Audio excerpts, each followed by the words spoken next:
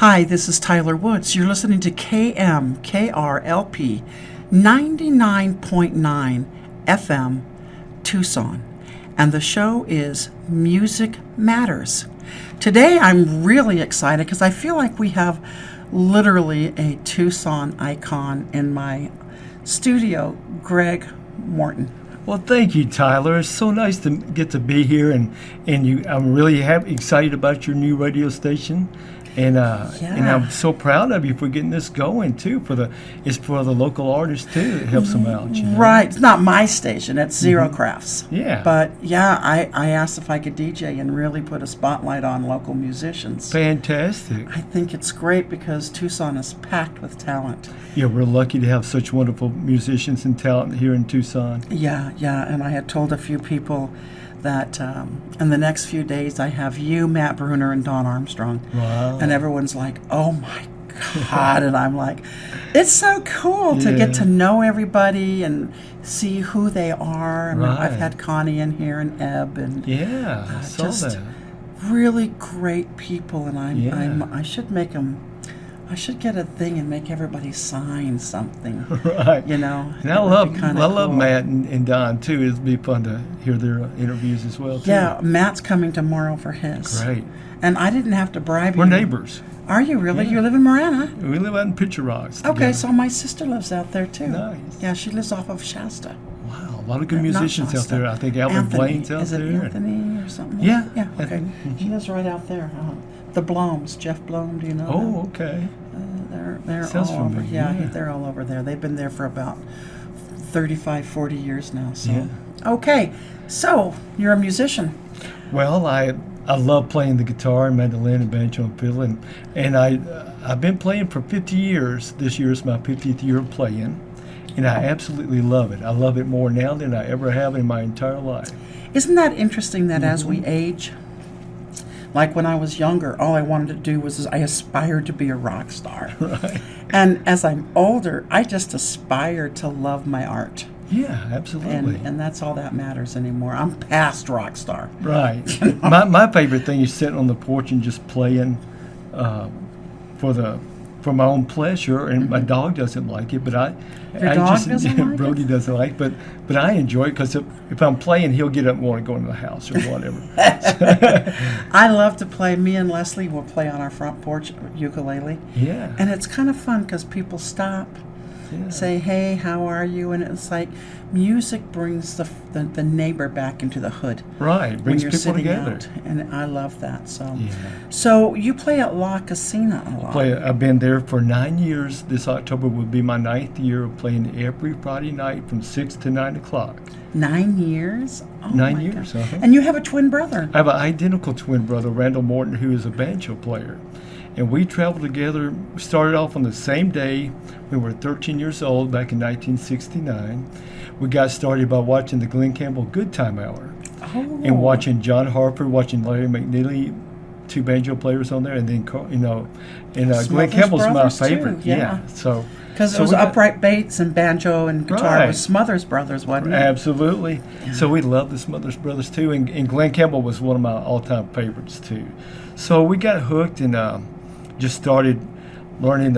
We went to a bluegrass festival that our cousin Joe Taylor took us to, and got hooked on bluegrass. We got a banjo and a guitar, and then started playing and learning from each other, learning tunes. He'll learn a tune, and I'll learn it, and then vice versa. Just kept going for 50 years now. We just absolutely love it. Well, I have to ask you where you're from. Originally from Memphis, Tennessee. Okay, because you've got the accent. I can't shake the accent. I've been here in Tucson for 27 years, but I still own the accent, You my native tongue is Southern English. My father was born in Alabama. Was he really? Yeah. I love Alabama. Yeah. And then kind of raised in the Atlanta, Georgia area. It's pretty over there. And your voice reminds me a lot of my father. So, I can't get rid of the accent, but it's. I love it. I love being out here, and I do love the South too, but this is my home now, so I love it. And you've lived here how long? 27 years now. Okay, 61 years. Wow. I was born and raised. I love Tucson. Yeah. I love Arizona. Yeah. Hey, so before we get too far, you bought me in a CD. I did bring you a CD today, and it's called the Greg Morton Favorites. Yeah. And I don't know what I've done with it, but there it is. And so- then what this is a collection. I've recorded a few albums, a couple of albums, and it's a collection of my favorite songs and tunes off the albums. Plus, I wrote 2 lyrical songs, which I've never written songs in my entire life. Now, I can write instrumentals really easy for me, you know. And I've got 5 originals on this, and 3 of them are, I think, are instrumentals, and then the other 2 are singing songs. Well, we'll have to hear one of each, but Yeah. let's. Why don't you pick a song, Sure. and then we'll give it a listen. Absolutely. And then people will have an idea of what we're listening to. and Absolutely. What's going on. Well, you know, let's just start off with the very first one. How about Brody's Bounce on there? It's one I wrote for my dog Brody, because he's always bouncing around when I come home when I open up the door, you know. Yeah. He's 18 years old, but he still bounces. Oh, does he? That's funny. A little bit, not as much, but he still bounces a little bit. So I wrote a song for him called Brody's Bounce. Brody's Bounce. Mm-hmm. Okay, and this is Greg Morton singing or playing Brody's Bounce.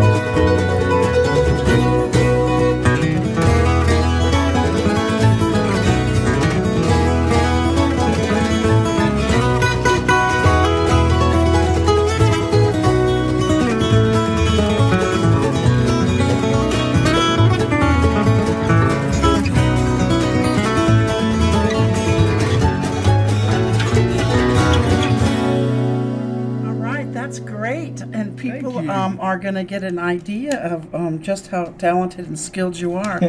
What I love about doing this show is I spent the last hour on YouTube and on your webpage, Right. watching you play, so I could see.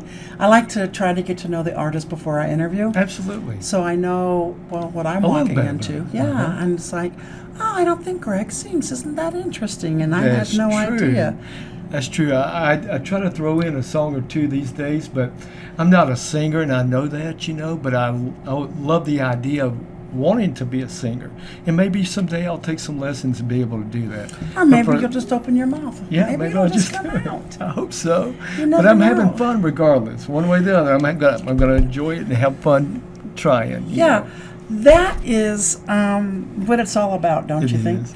So you play out at La Cocina once a week, Once a week. and do you play anywhere else? I play, like occasionally a few places around town. I did travel when I was young. That's all I did was travel and play music with my twin brother. We played with a lot of wonderful people growing up.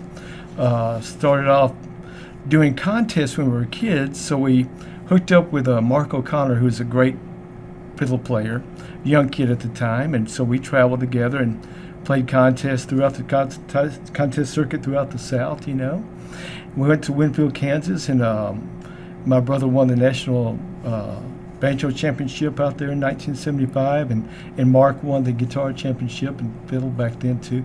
But we would travel around and go to contest when we were kids. And then we ended up working with a group called the Whites, or Buck White and the Down Home Folks, for a couple of years. And then after that, we ended up over in Hawaii playing on the Don Ho show for Whoa. three years, playing Really? tiny bubbles every night Really? for a while. And then USO tours. We did a couple of USO tours to the Orient and then to the Europe, and came back. And So how was Don? he was great. he a nice guy? Super nice guy. A great Yeah. person to work for. I can't imagine. I mean, I bet you that was an excitement. Oh, we had a lot of fun. He was a great guy. He'd come in with his hair all tasseled up and shorts and stuff, and they'd fix him all up, and he'd fix us a drink, and then we'd get up on stage, and he'd tell you to kiss him on the cheek, kiss Pops, as he would have us call him. And so then he'd always turn and kiss you on the lips. But, Oh, gosh. but he was a great Okay. guy, though. A lot of fun. Good.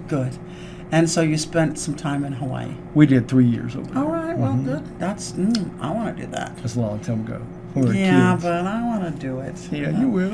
One of these days, I want to retire, take my uke. Actually, I want to go to Hawaii and buy a whole bunch of ukes. Right. Because I love ukuleles. I only own 22 right now. Wow. Killen Reese, a friend of mine, lives over there, and he builds them over there, too. He does a great job. Oh, jeez, yeah. I have a resonator ukulele and a banjo uke. Wow, that's And a cool. bass uke. I gotta hear you play all those one of these days, Yeah, Tyler. one of these days. Yeah, it's kind of fun. I know you're a great enjoy it. musician yourself, I goof. It's all about having fun, though, isn't it? I think to me, music is the epitome of fun to the ears and to the heart. It is. You know, it's good it for the is- soul. It is so good for the soul, and I don't know where I'd be without music. So, did you do everything you wanted to do musically? I feel like I really have, and I'm happy where I'm at. I'm happy doing what I'm doing, and I'm still writing tunes and songs, and I'm excited about that. I'll tell you really quick, I had a period, I worked building mining equipment, so I got injured, and I couldn't use my right arm for about 6 or 7 months. So I couldn't play the guitar whatsoever. So all of a sudden I'd be sitting on the porch or whatever and walking the dog, and all of a sudden all these song lyrics would be coming to me. So I'd be writing them down or record them on the recorder as I'm walking the dog. But I wrote a few songs that I'm very happy about, and not being a songwriter, I've never written a song in my life and never thought I could write more than 3 words, But it came to me like a little stream or something like a little dream. And so I wrote them all down, and then a couple of good ones came out of it, and I had Liz sing them on the album here.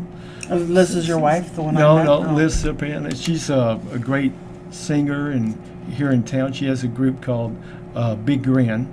But anyway, so I had her sing them, and she did, one of them is called Tucson Mountain Home, and the other one's called 6 Saturdays and a Sunday. Never See Another Monday. I wrote that one for Jimmy Buffett, hopefully to record one day. A little beach song. But anyway, so that's one thing that came to me that I would have never expected in my life. And maybe one day when I ever retire, I'll have that time again where lyric songs will come to me again. But they haven't come back since I went back to work. But which is kind of a wild thing I never thought about. Well, maybe you were relaxed enough, and That's your mind it. was clear enough, and your energy was calm enough. That's what I call possibilities through the tragedy.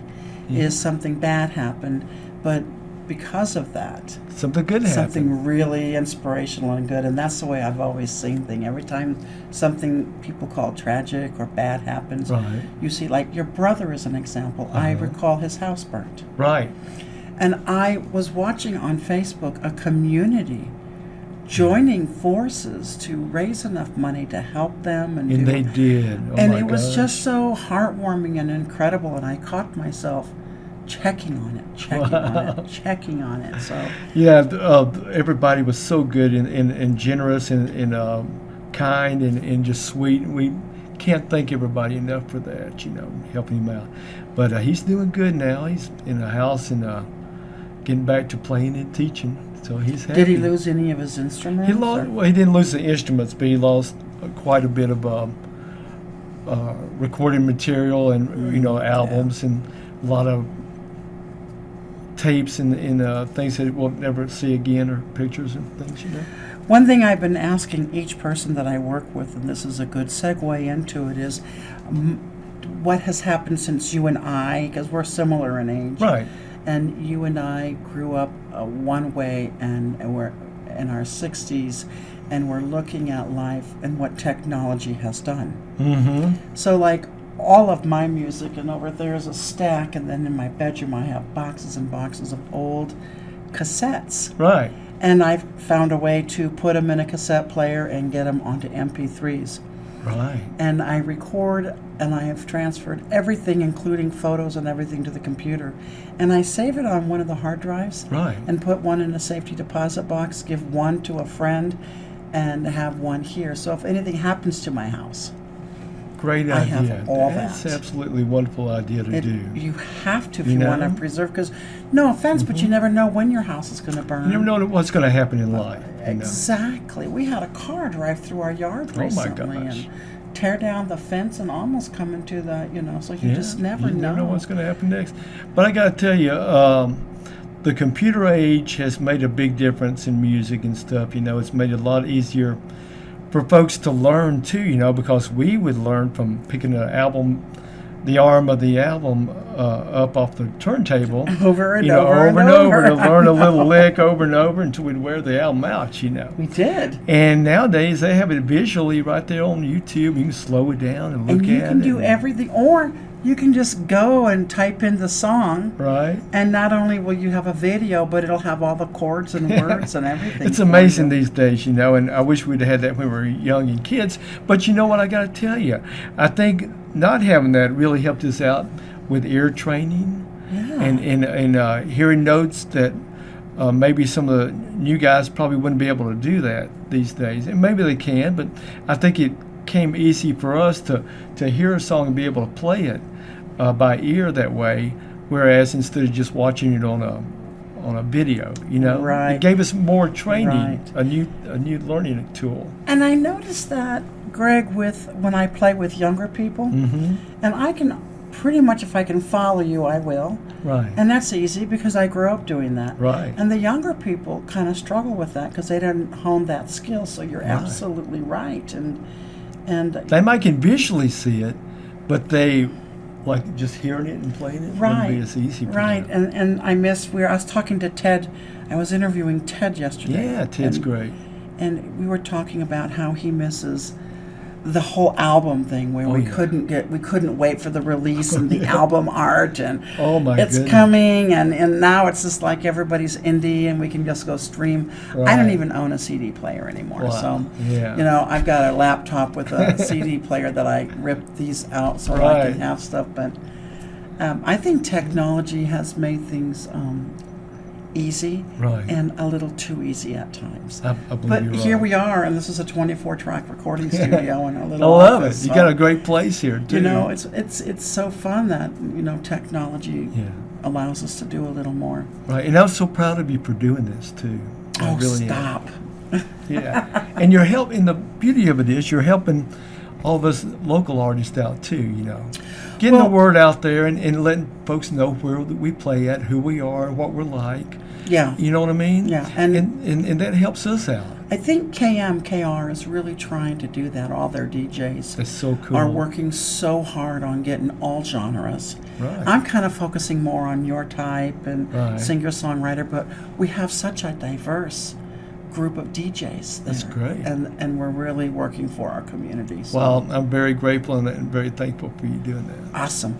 Hey, let's listen to another song. Sure. You kept talking about someone singing. One of my singing songs, okay. Yeah, so let's Liz listen to Cipriano, it. she did a couple of songs of mine, and I've got on here, I've got Tucson Mountain Home and 6 Saturdays and a Sunday.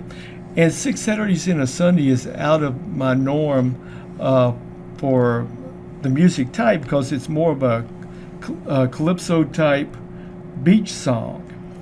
And What is but it it's real called? pretty, called 6 Saturdays and a Sunday. Well, let's give. And who is the singer? Liz Cipriano. And she also sang a song that I wrote about hiking up in the Tucson mountains. It's a bluegrass song called Tucson Mountain Home, and I'm real proud of that one too. Well, let's give Liz and you a listen to. Thank you so much.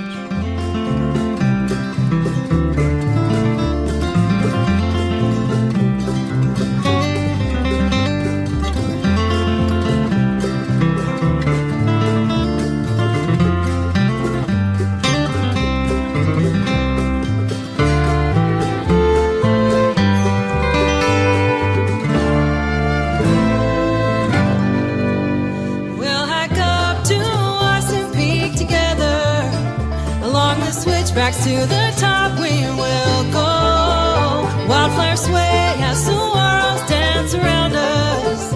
Down below is our Tucson mountain home. We'll stop to rest a little while at the saddle. A bite of lunch before we travel on. Majestic views as wildlife roam around us. Just like you, it's their Tucson mountain home.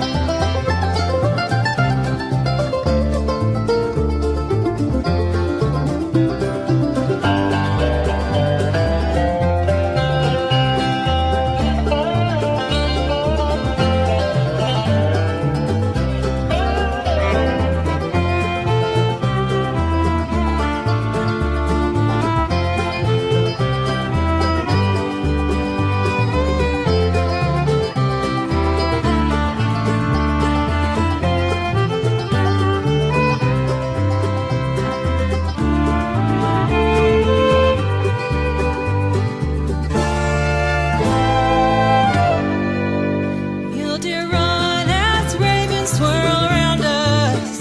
We'll descend to the valley down below. Monsoon rains will cool and embrace us as we stroll to our Tucson mountain home. A sip of tea on the porch in the evening. Panther Peak turns the soft auburn glow. Coyotes sing to the stars and a full moon as we rest in our Tucson mountain home. As we rest in our Tucson mountain home.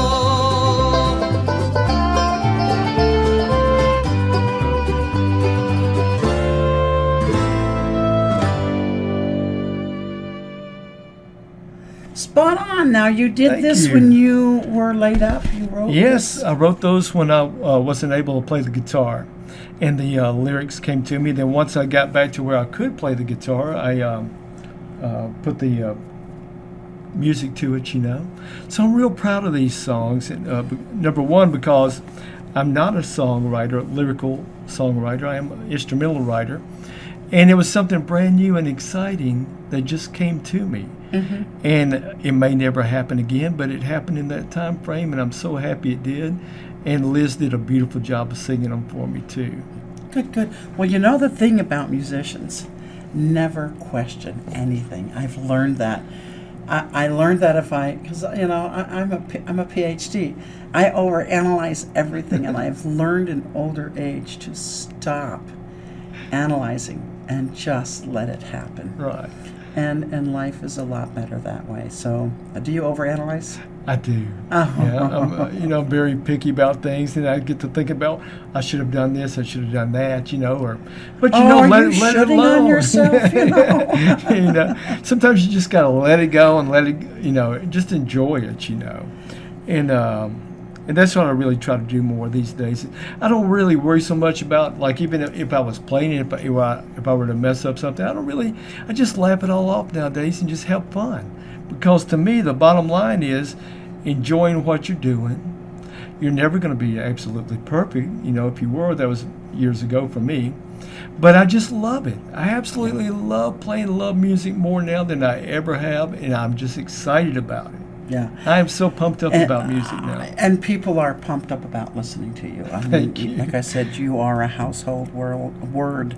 And what I love about music, too, and you were talking about mistakes, is in our band, Wired, we make sure we celebrate our mistakes. Absolutely. Because I think mistakes can sometimes lead us to other avenues. Absolutely. And then we're like, oh, that was an error, but let's add it anyhow. It's like, yeah, let's do that. So it's fun. I love it when we can make it a mistake. And this goes for anything in life, just not That's music. true. But if we can turn a mistake into an asset Mm-hmm. and enemy into an ally, we certainly do have a better chance of surviving this That's world. true. So, It's just like building something. If you mess up something, you build something else with it and make it something cool. and that's the way it goes. So what's next for you?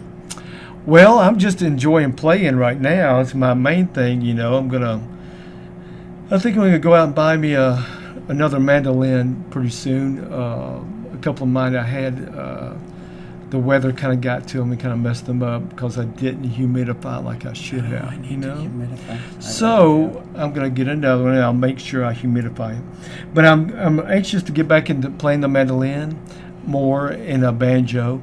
And hopefully throwing in a few singing songs. My main thing is I really want to sing, even though I know I can't.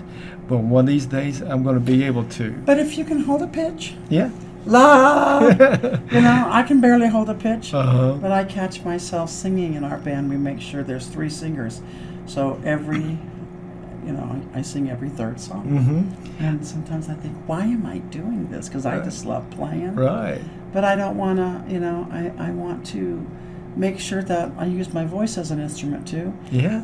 I might not like it, but it doesn't mean other people don't like it. So That's right. Who are we to judge, and we are our worst critics? That's true. I mean, I just want to try something new, and I think that's what keeps me going is searching for new things to do. You know what I mean? Right. Even if it's different type of music or whatever, just keeping on playing. And every time I pick the guitar up, I learn something brand new every time I pick it up. I agree. And I'm excited about that these days. And I go out and I watch people play. One of my last concerts was Tommy Emmanuel. And man, he just blew me away and put me in a whole nother frame of mind of learning different type of tunes and things like that and what you can do with the guitar. And I'm excited. I'm very excited about learning new things on the guitar. And to this day, after playing 50 years, I'm still learning fun things to do on the guitar that just happen. Mm-hmm. They just happen while I'm sitting on the porch or whatever, or if I'm playing. And it excites me, I'm just thrilled about playing right now. Yeah, I wish the audience could see your face. Your eyes are all bright, big smile. You can tell Thank you. it's very moving to you. Tucson music scene. Tell me what you think of it. I'm proud of it. I'm very proud that we've got so many new artists that are moving to town. Every time I look on Facebook and see people are playing somewhere or a brand new artist playing at whatever brewery or whatever, I'm just very excited to have more musicians come to town. Already we have an elite scene of music here. Well, We have some of the very top best. 7 in the nation. I can't doubt that at all. Yeah. Because I tell you, we're lucky. I came from, like Memphis, Tennessee, and areas where it was abundant of great musicians. And when I started to move out here, I thought, I wonder what the music scene is going to be like. But I got to tell you, it's just as healthy as Nashville and Memphis or anywhere else. And we've got some top-notch, world-class musicians here in this town. And recording studios, producers, and Right. engineers that are just knocking my socks off. Right. I did a CD earlier this year and worked with a very young producer named Daniel Leese, who is now Day. His name is D-A-Y-E. And he was brilliant. Wow. And 26 years old. Isn't that And something? Just brilliant. So. But we're lucky. I think that the Tucson music scene here is fantastic, and it just keeps growing. And I'm proud of all the people here. I'm proud of all the musicians that play here. And I look forward to getting a chance to play with as many of them as I possibly can, too. Sure. But I love going out and watching other people play and supporting the music, and I'm just real proud of everybody out there. I think also, and tell me what you think about this, but maybe our music scene is so interesting and big because we have a lot of venues Absolutely. that permit all this live music to happen, and like Monterey Court is one of my favorite. La Cocina. Yeah, La Cocina. I love the Mint. There's now Rockabilly's. There's And then all House these of breweries Arts. that open up. The breweries. I just did the Public Brew House recently. Did you? And had a blast. Cool. So yeah, I mean, there's more opportunity than there has ever been before in Tucson. You're right about that, Tyler. There's way more clubs out there and more venues to play at. I know that the big surge of breweries that have popped up have really helped out too in that way too, in like Tap and Bottle and places like that, little clubs like that. But a lot of wonderful places, of course the Hut and places like that too. But we're lucky here in Tucson to have such wonderful musicians and nice folks here too. I think that says it all right there. The folks are incredibly nice. They want to give musicians a chance. They're willing to bring in new and young people, as well as the seasoned folks here. Right. And I really namaste and hands out to our club owners that really, we wouldn't be a whole lot of places if it wasn't for them. So. Absolutely. We're very fortunate, very lucky that we have such wonderful club owners here in Tucson. One thing that I've always encouraged every time that I played, even when I was younger, was to get other artists on stage that normally don't get a chance to play. Yeah. And I've always encouraged that. I've always asked folks to come up and play, and I always loved it because, number one, it's fun for them. It gives them the experience of stage experience, how to work a mic or whatever, how to play in front of the audience. Plus, it's fun for the audience and fun for us, too.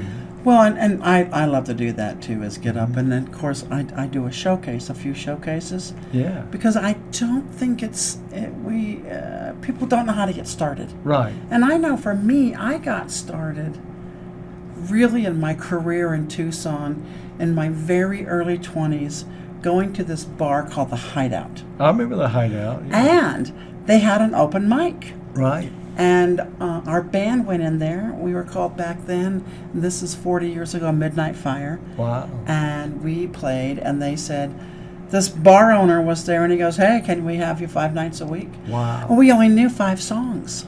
And so got after it, didn't you? we practiced every day for a month and for years. Yeah. We played 5 days a week, and that was our living. So That's fantastic. and that was thanks to the beauty of open mic and having someone let us up on stage. Absolutely. And it It's really important. I think it's incredibly important. So it's wonderful having you here. Thank you so much, Is there Tyler. anything you want people to know about you, or that you would say to musicians in Tucson that are just starting? Well, I would tell them just go out and watch other people play, get inspired, keep playing, and just soak in all the material that you can and learn as much as you can and talk to other musicians, but just go out and watch other people play. I think, to me, going out and watching people play, I learn from everybody. I mean, if it's a little kid or whatever, if I go out and watch somebody play, they're always going to play something that I haven't played before. And you can learn from everybody. And the beauty of it is, for younger musicians, go out and watch other people play, get inspired, and learn from them, and ask questions. I don't get that as much as anymore as when I was a kid. If somebody was up there playing, when they got off the break and say, "Hey, how did you do that? What were you doing there? Do you remember when you were playing this tune? What you did in that? What was that lick or whatever?" Go out and ask questions and enjoy the music and learn from watching other people play. That's the best advice, I think. You should be a music psychotherapist, because it's really good advice. And don't, for me, I always tell people, don't get discouraged. Don't. I just did a show that'll air this Monday, which is a very big deal. About 73% of all musicians suffer from depression. Wow. And that's really high up there. That's high, yeah. But because we get so discouraged, because it's such a cutthroat profession. It's such a hard profession. There's a lot of peer pressure. There's a lot of, am I going to meet my bills? Am I going to be able to make a living? And you are a good example. As good as you are, you still work a job.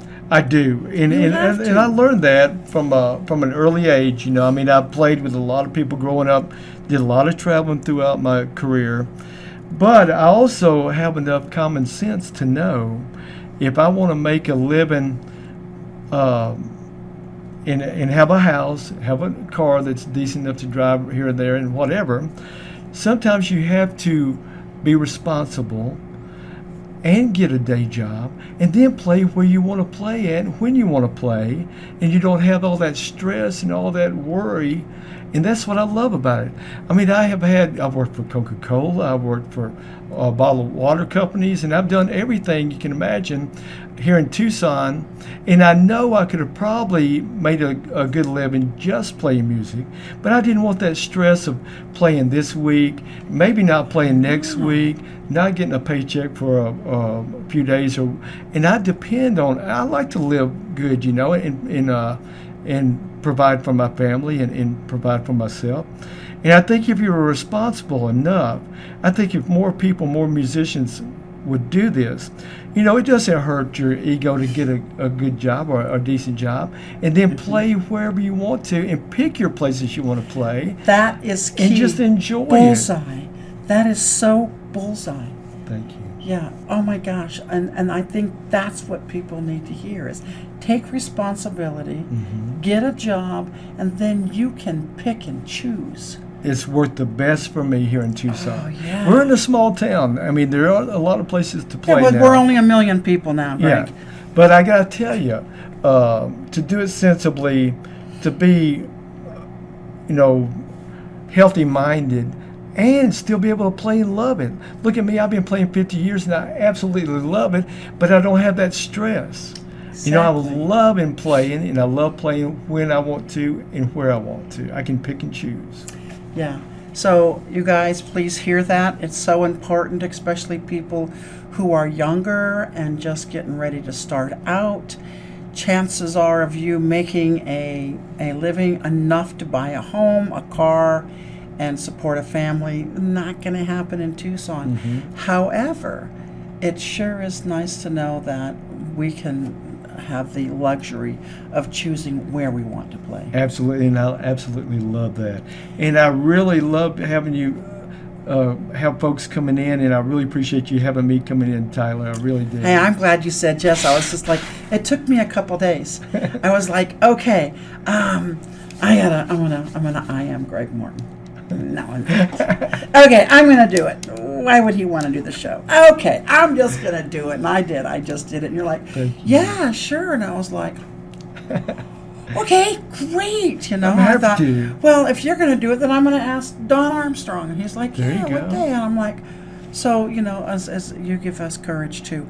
Let's end with a song. What would you like us to okay, let's end with a good, happy little tune here.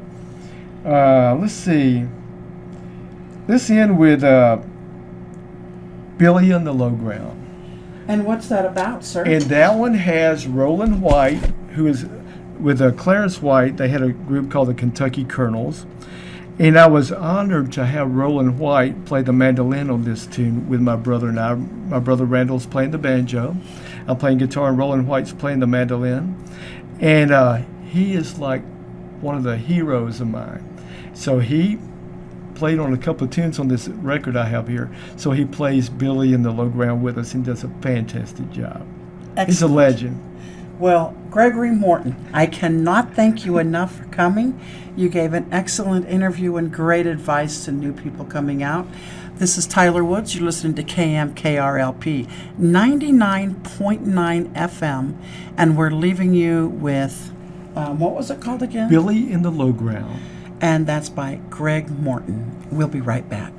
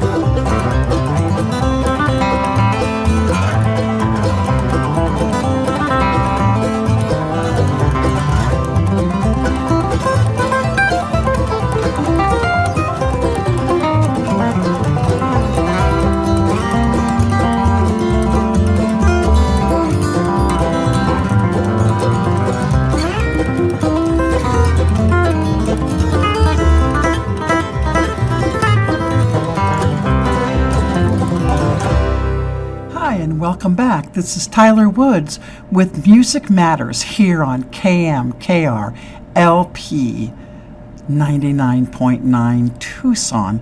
And boy, that was a great interview with Gregory Morton, and his music is just incredible.